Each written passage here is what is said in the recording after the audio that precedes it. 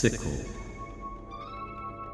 Bleeding saints and forest witches, the past unburied, the books unsealed, the old celebration returning.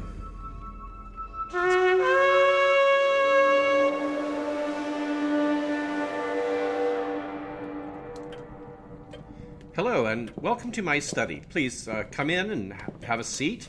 All the books surrounding you are those used to research our show, and the individual here to my right, along with managing the household duties, serves as our reader for any passages that will be directly quoted from the sources. Her name is Mrs. Carswell. Hello. I hope all our listeners are enjoying the approach of the holidays. We've hung the garlands in the hall and have a nice roaring fire going here in the study, and Mrs. Carswell has been baking cookies. Using our own honey. From your family's hives, you mean? I thought the hives here would take several months. No, they're not ready, but Mother sent honey. I can still call it our honey, since the bees are related. It's all the same line, same family.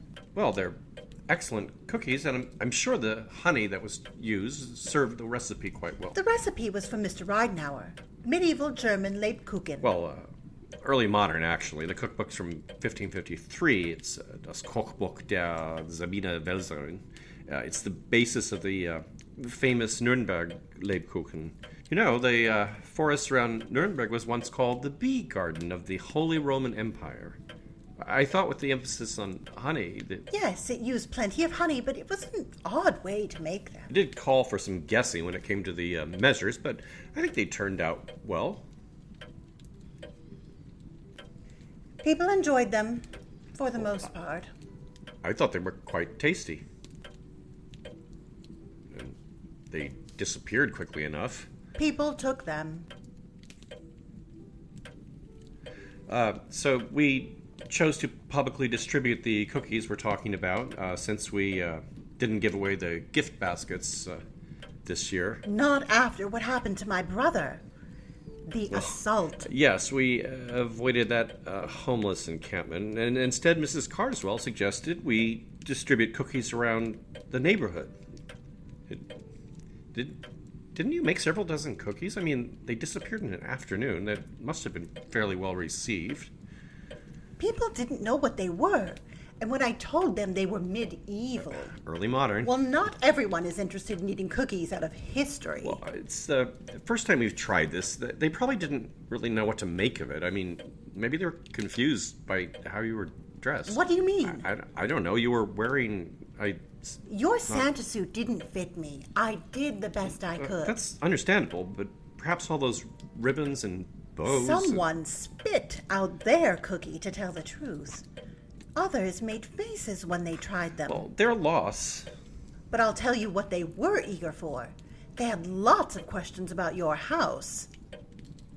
You told them you were from this house? What do you mean lots of questions about the house? They had lots of ideas about it. They heard things and just wanted to know what was true. Why did you tell them the cookies were from this house? They didn't have to know that. The whole thing wasn't easy, but you wanted me to do it, so I did. People don't want to take cookies from strangers, so you have to tell them a bit about yourself to gain their confidence. My God, what did you tell them? It didn't feel good walking around with that basket and outfit. We wouldn't have had any trouble if we'd gone about this differently. I've just come to expect a disaster every time we engage in one of these charity fiascos, and then I look out the window and see you teetering down the street with ribbons flying. I knew it would go badly. I didn't expect to see you return in a police car, We though. already talked about that. I told you. People don't want children taking cookies from strangers. I knew that was a problem, which is why I had to tell them about you and your house. Police cars in front of the house. That's perfect fuel for gossip. You know, I was trying to put a positive spin on all this, but if you want to get back into it... I don't. This is my first Christmas away from home, and I'm just trying to figure out how my brother and you managed all of this. I can tell you how I manage. I don't drink. It's fine if you want to. I already know that. Okay, well, More dirty laundry aired. We've done that. Now, why don't we start with the folklore? It's just not something we do, just to be clear. Episode 38, Frau Perchta, the Belly-Slitter.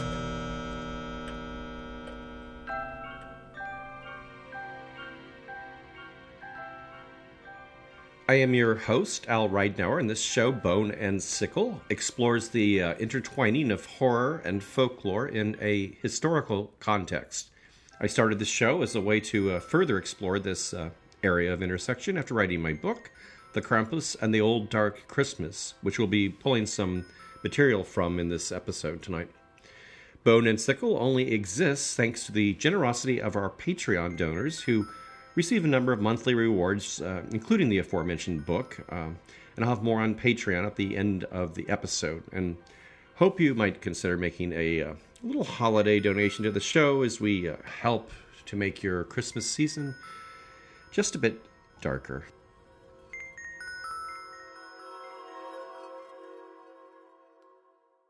Es tanzt ein Biberputzemann in unserem Haus herum. Tanzt ein Biberputzemann, Putzemann.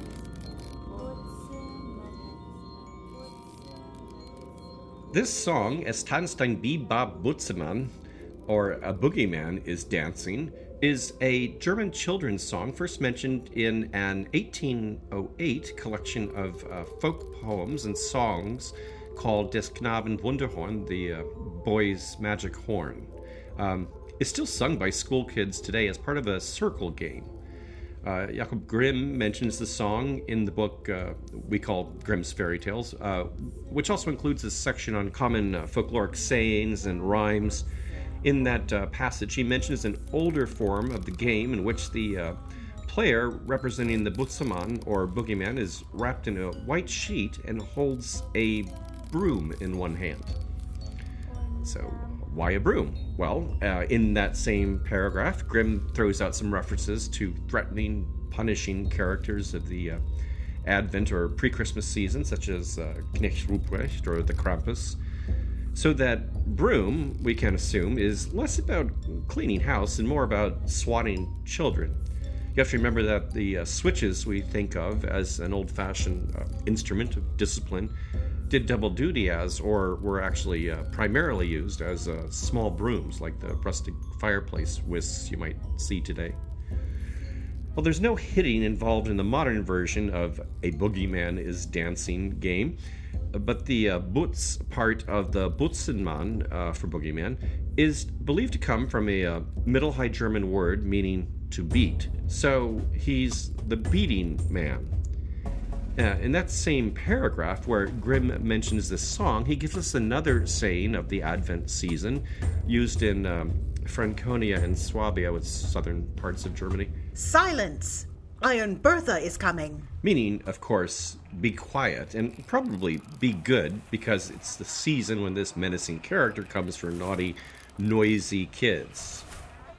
Bertha, or more like Bertha in German, might sound a bit like Perchta, which can be spelled, or was spelled in a variety of ways, including with an initial B instead of the P that we now use for Perchta. Germany has a lot of regional variations and spelling changes over time. Iron Bertha is this very same Frau Perchta whom we're talking about in this episode. Es tanzt ein Biberputzemann in unserem Haus herum.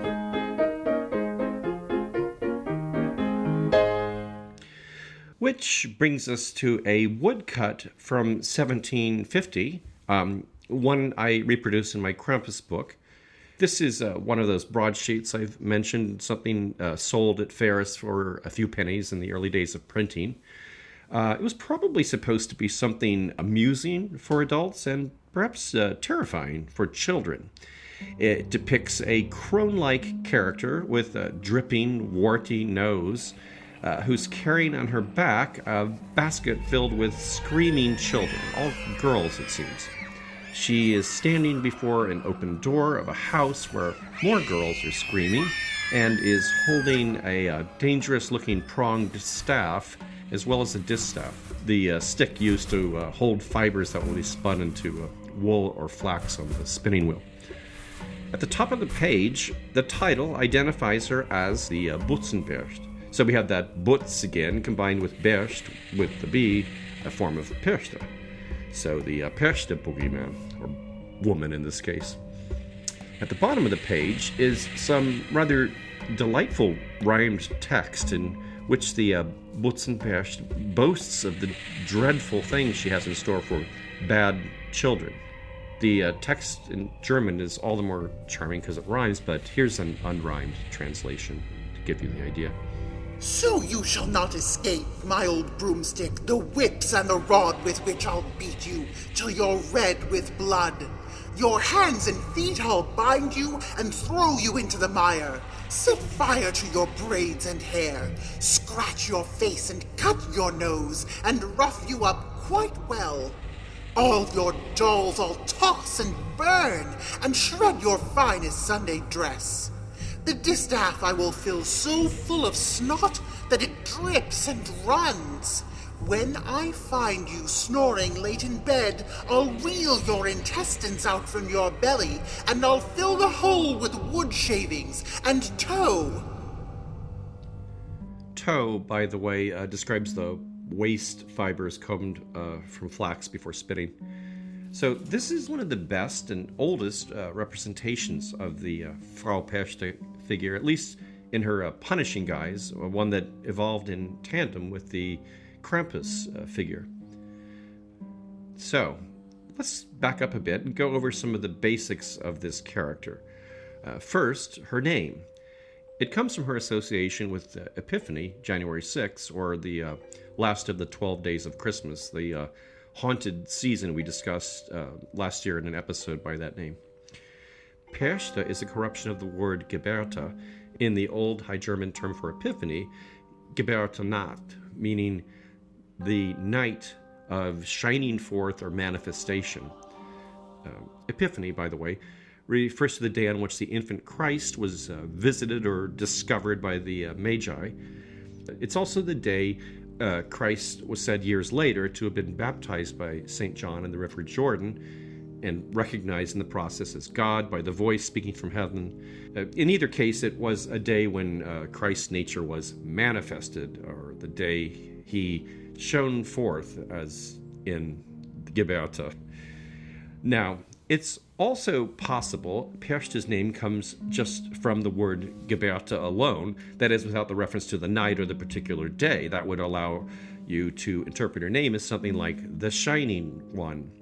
And this is a popular interpretation some of you might have run across online because it de-emphasizes Perchta's connection to the Catholic culture and promotes her more as a strictly pagan figure, something there's more of an appetite for among online folklore enthusiasts. So, lovely as this sounds, it's really speculative, as none of the early texts otherwise identify Perchta as shining, but they do specifically portray her as tied to the days around Epiphany. This is a very strong connection. Now, there's another name many of you will have encountered if you've read up on the Krampus or Perchta, namely Perchten, with an E-N at the end instead of an A. So these are something you could understand as a figure very similar to the Krampus, or I should say figures. Actually, Perchten is plural, the singular is Percht. While the first mention of Frau Perchta appears around 1200, the word Perchten is not employed until centuries later.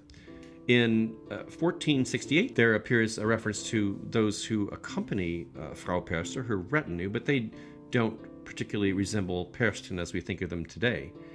At this stage in Perchta's mythology, the company she leads is most often understood as spirits of the departed. And this belief was not something originating within the church, so it was attacked from the pulpit as a superstition. And with time, these ghosts of the departed became demons, something which would be closer to the horned figures we know as Perchten today. In this same era, when we are seeing this myth of Perchta's eerie night-traveling horde evolve, we also began hearing of masqueraders impersonating this frightening mob. Here, in this case, the proper name Perchta seems to transform into the collective species Perchten.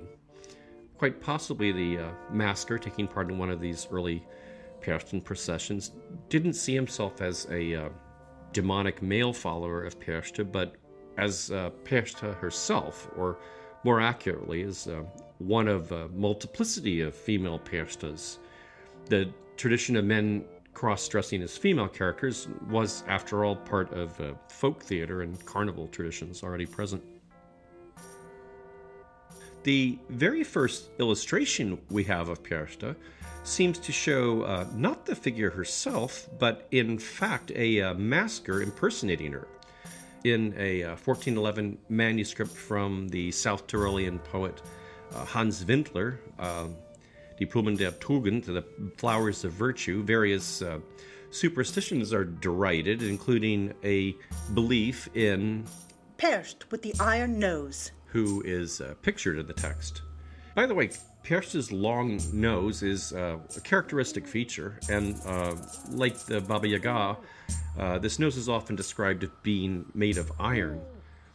It's sometimes speculated that this image of a witch or witchy figure's nose, not only long but also hard like a bird's beak, may be related to the figure's ancient connection to the classical streaks, or plural strigus, figures that appear in both Greek and Latin texts.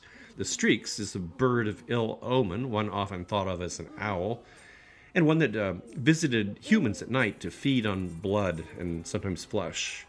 The term came to mean something closer to witch in the later classical period, and is echoed in the Italian word for witch, strega. Not only Perchta's nose, but sometimes her hands, feet, and warts were described as being of iron, which probably has more to do with the storyteller's eagerness to make her a bit more monstrous than anything else. But back to this illustration in Vintler's Flowers of Virtue. So it's a figure with a face not only grotesque, but seemingly artificial, with eyes peering out of what looks to be holes in a mask, and hands that are notably bulky and claw-like as if they're gloved. All of which suggests that this idea of the Percht as a frightful figure for some costume tradition of Advent or Epiphany or Carnival likely dates back to the early 15th century. In the 17th century, we have the first reports of Perchten runs from the Pongau region south of Salzburg, and by the 18th century, similar accounts are appearing elsewhere throughout Alpine Austria.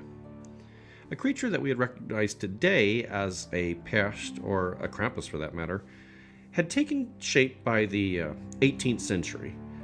From the Tyrolean town of Kitzbühel, we have a 1736 report complaining of a late-night disturbance by most repulsive spirits in devil masks, running about the town with noisy bells. The 1848 book, Bavarian Legends and Customs, describes youths impersonating Iron Bertha, the character we found earlier mentioned by Grimm.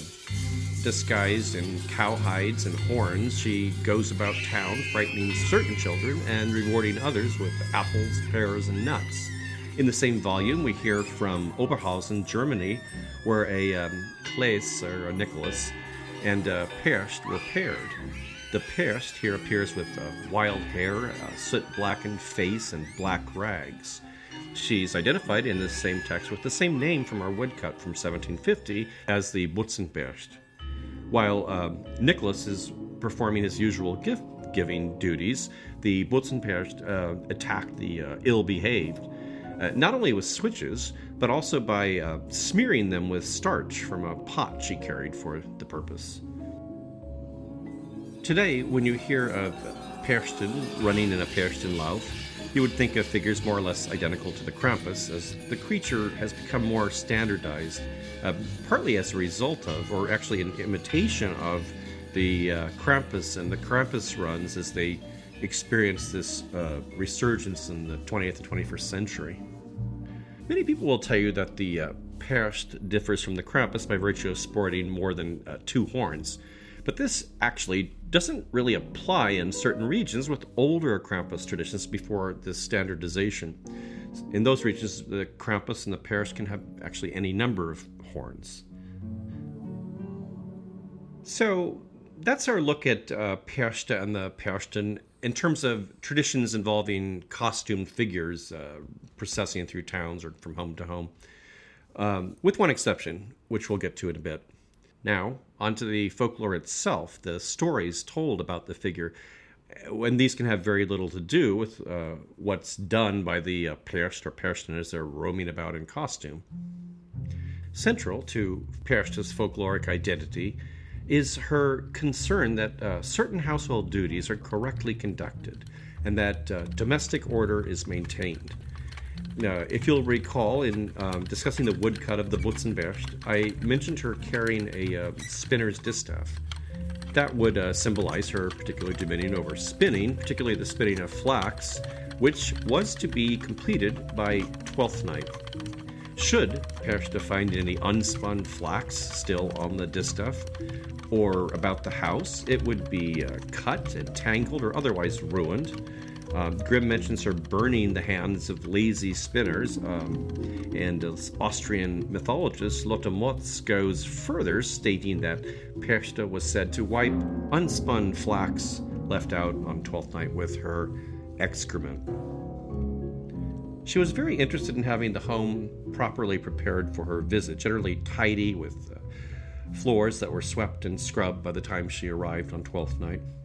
According to some scholars, this broader attention to tasks beyond spinning was a later development, appearing once the centrality of spinning as the primary cottage industry waned. Menial housekeeping in those days would naturally fall to young girls and unmarried women working as servants, making Perchte a creature of the female sphere, which explains why our Butzenbercht woodcut didn't feature any male children being terrorized. All of this brings us to that one other costume tradition involving the Perchten that I said I would get back to.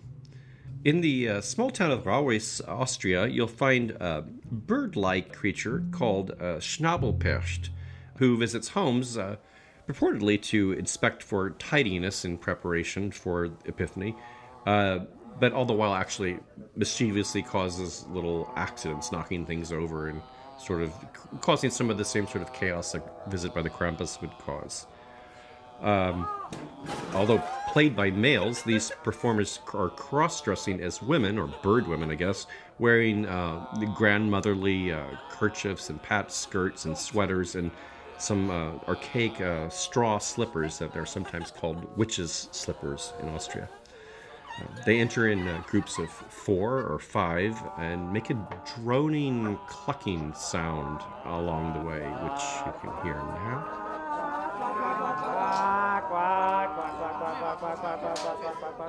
Their elongated beaks, inspired by Perchte's famous nose, are made of old linen and sticks and are rigged to clap with each chirped syllable. The Schnabelperchten carry brooms and wear on their backs wicker baskets, sometimes fixed with large doll legs protruding, lest children forget that the Schnabelperchten, like the Krampus, may abduct any who are failing in their household duties. Now, one other prop the Schnabelperchten usually carry would be oversized scissors made of wood. A reminder, no doubt, of Frau Perchta's most notorious habit, that of slashing open her victims and gutting them. The Schnabelpercht's oversized scissors are unique to that town's customs, but Perchte is frequently described more generally as carrying a sickle or knife dedicated to this gruesome task.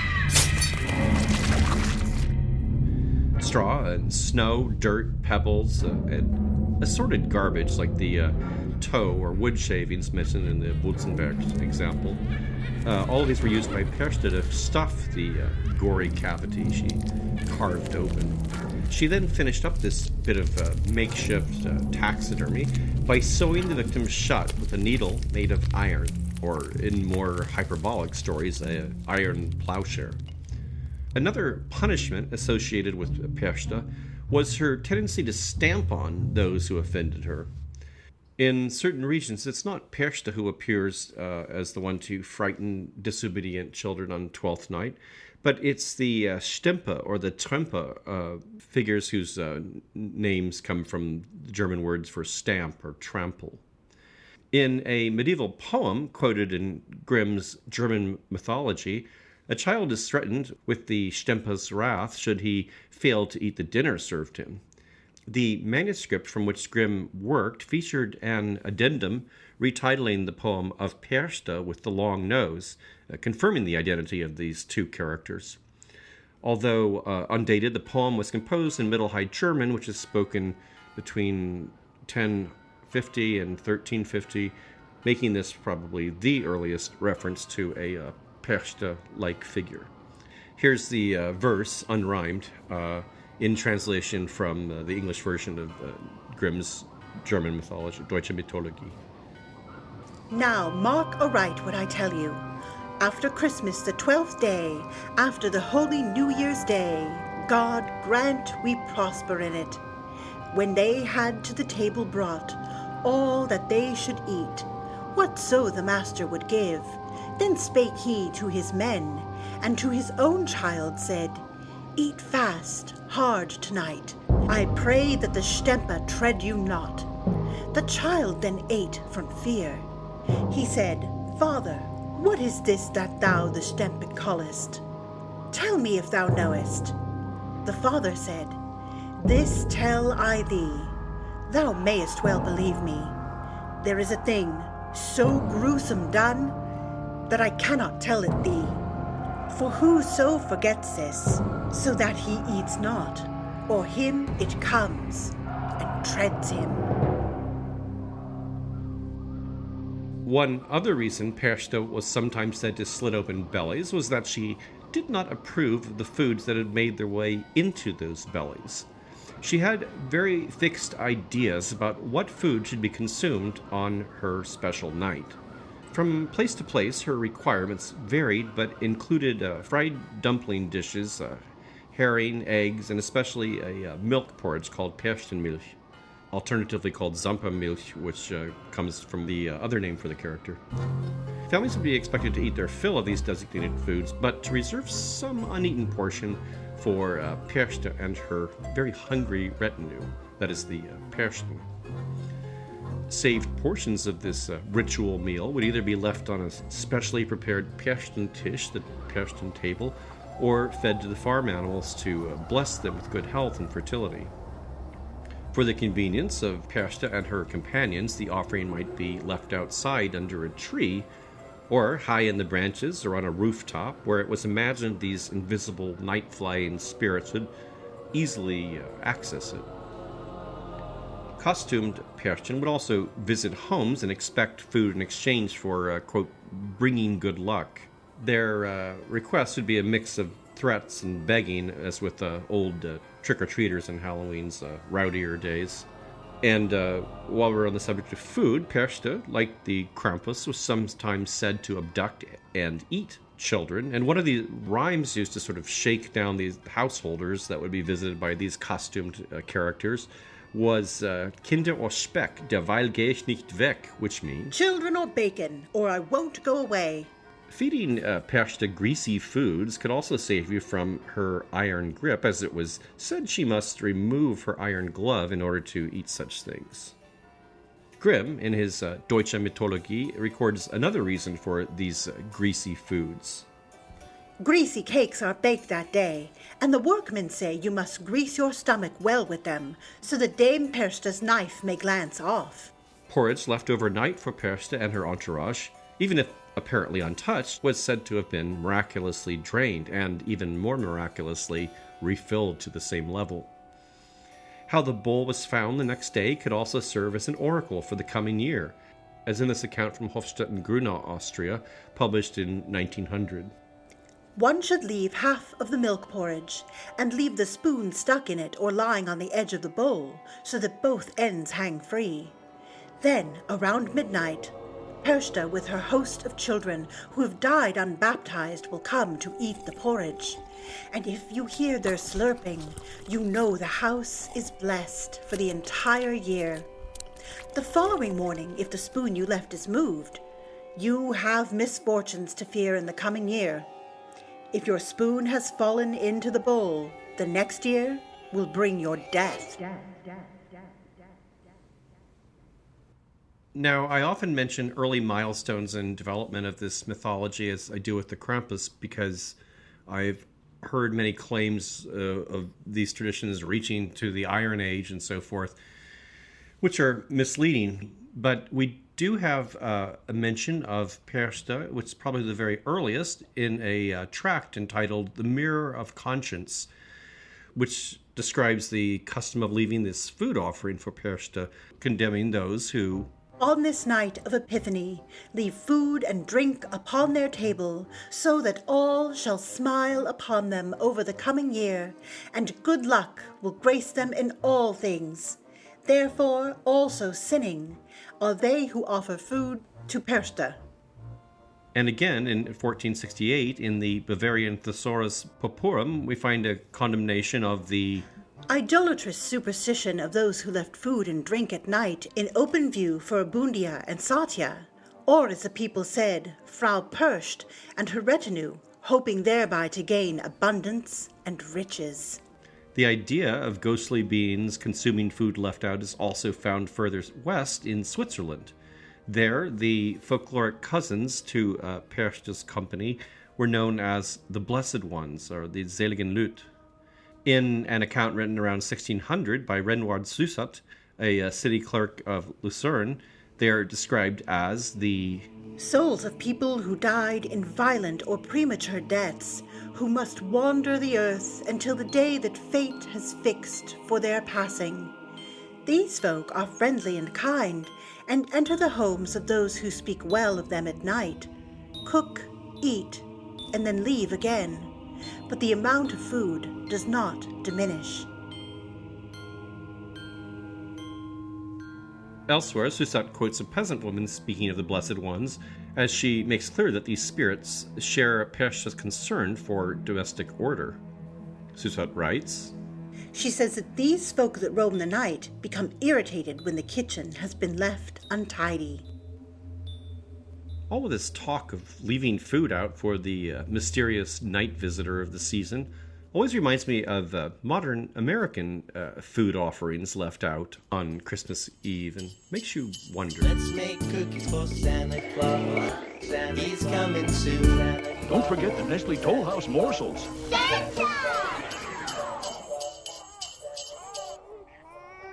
The dead who accompany Perchte and consume these offerings are, in many tales, described as the spirits of children who have not received baptism. These spirits bear the curious name Heimchen. This word can translate as cricket and is used to describe a shy or retiring individual, especially a young female. Whether this evocation of diminutive and nocturnal or evasive beings is etymologically related or is intended is uncertain. The relationship of these unbaptized babies to the old lady Perchte, Grimm describes rather neatly. As the Christian God has not made them his, they fall to the old heathen one. The Heimchen figure into many stories told about Frau Perchta. In one of the best known, a peasant out late one Epiphany Eve encounters Perchte's entourage and notices a particularly small child repeatedly tripping on the tails of an overlarge shirt. The kindly peasant cries out, "Oh, you poor ragamuffin!" and binds up the troublesome shirt. The Heimchen thanks the peasant for addressing him by name.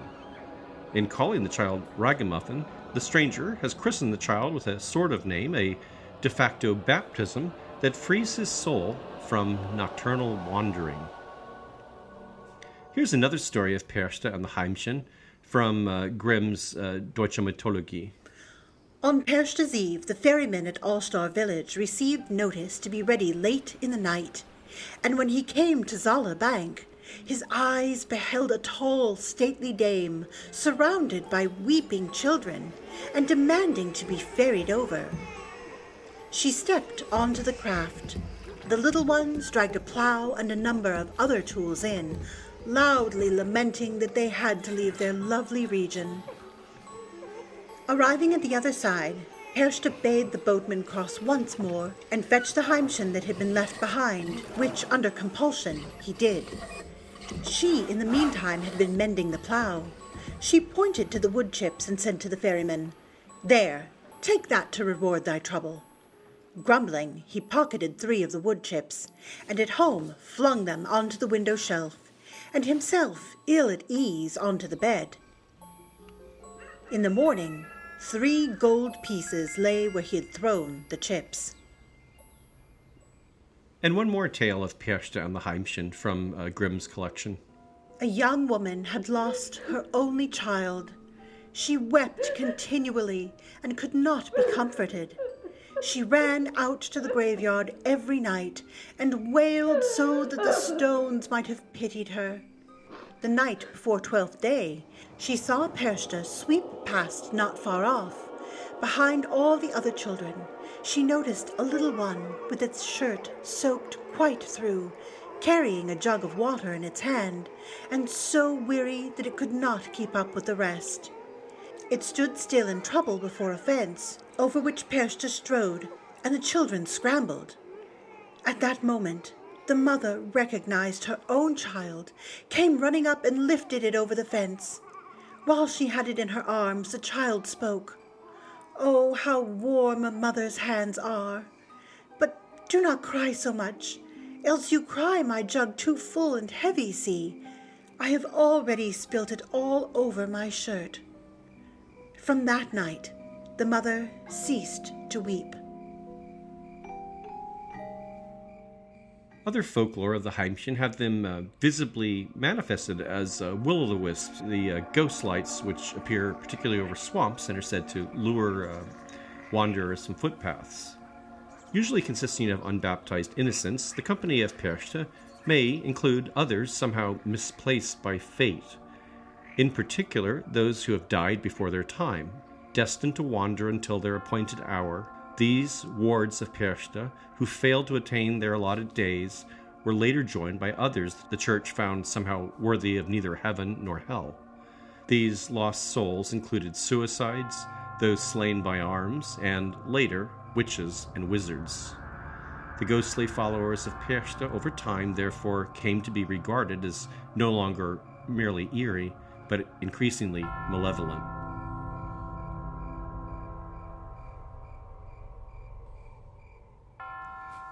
One final observation about this Frau Perchta character before we wrap up this episode.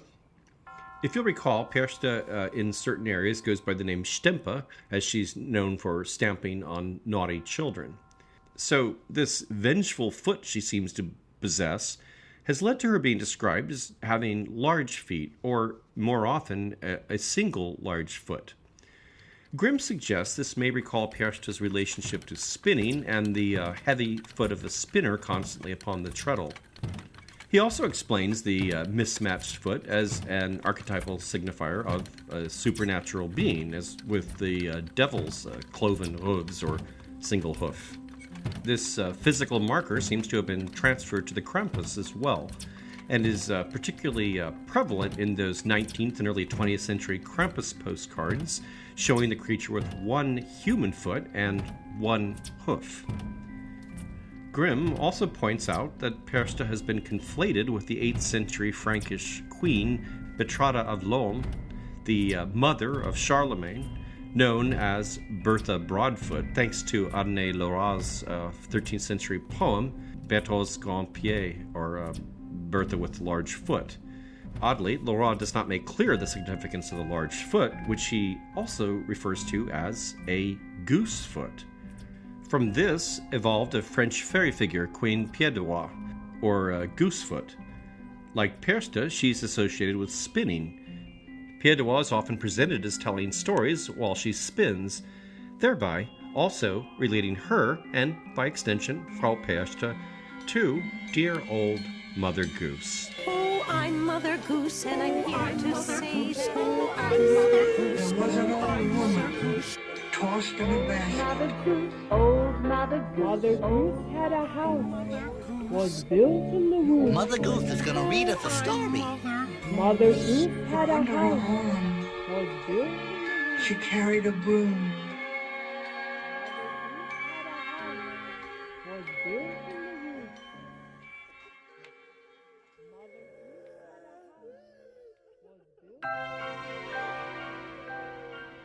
I hope everyone's been enjoying our show and that you might have the opportunity to share episodes with friends who might enjoy it. We particularly appreciate reviews, as these are the best way to raise the show's profile on Apple Podcasts and other outlets. If you've left a review, by all means, let us know and we'll give you a little shout out. Our website, boneandsickle.com, provides links to our Facebook group, Twitter, and Instagram, along with show notes with plenty of images and video and links to film trailers and music used in the program. Music and sound design otherwise are all original for this show. You can also find our donor link on the site. Patreon members have a choice of rewards, including exclusive access to extra elements that go into the making of the podcast, digital downloads of rare books used in the preparation of the show soundscapes you hear in the background, my Krampus book, and a special handcrafted mystery kit mailed to our top-level donors. Donation levels begin at $1 a month, and your support via Patreon is the sole support that pays for the more than 100 hours of work that goes into each episode. The show is written and produced by me, Al Ridenour. Mrs. Carswell is played by Sarah Chavez, whose projects in writing related to death and culture you can track at sarah-chavez.com. Thanks so much for listening.